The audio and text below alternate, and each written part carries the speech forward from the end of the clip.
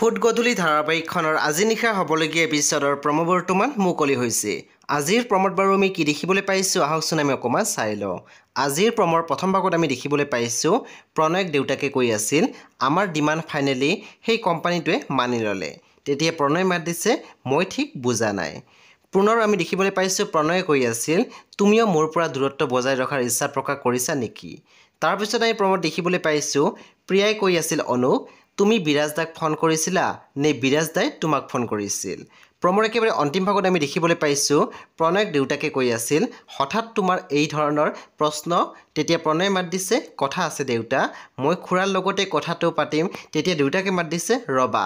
পুনৰ আমি দেখিবলৈ পাইছোঁ প্ৰণয়ে কৈ আছিল মই মোৰ সিদ্ধান্ত সলনি নকৰোঁ।